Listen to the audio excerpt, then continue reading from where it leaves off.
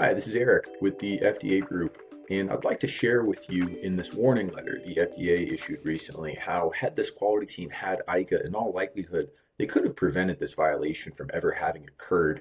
The violation in question here was the failure to establish and follow appropriate written procedures that, in this instance, led to the contamination of drug products. Now, I'm not beating up on these guys, by the way. This is an industry-wide problem. If we take a look at the top 10 categories of citations from last year for pharma and biologics, just over a third, and the top two most prevalent categories were procedures not in writing and absence of written procedures. So it's a problem that goes beyond just them.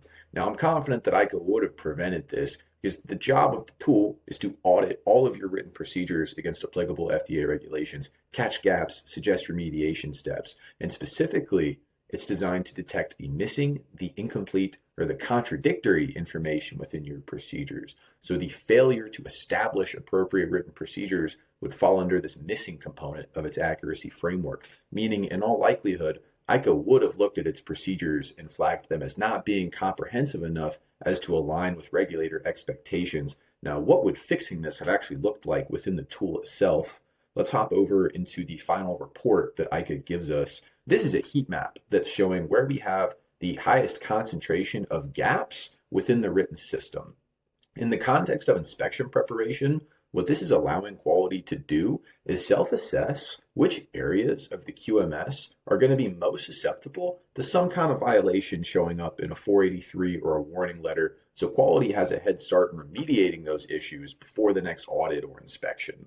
And if we go back to the warning letter in question, this is specifically a violation against Part 211, Subpart 113. Now, my final report is also going to aggregate for me, organized by CFR subpart, all of the observations that it's made. So we're going to look at the observations against the control of microbiological contamination.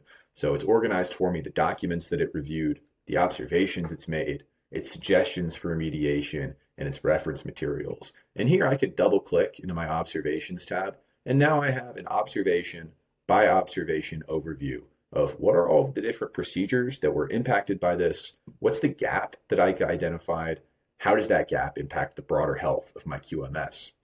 Now, none of this guarantees, by the way, that the organization would have made it out of its inspection squeaky clean. ICA is not designed to replace in any way auditors or the broader quality team, but it's designed to augment them, to take the tedious chore of document review off of their plate and give them a head start in remediating problems before FDA ever sees them. If you think this tool is interesting and you'd like to learn more about how this might work within your organization, please get in touch. We'd love to have a further conversation.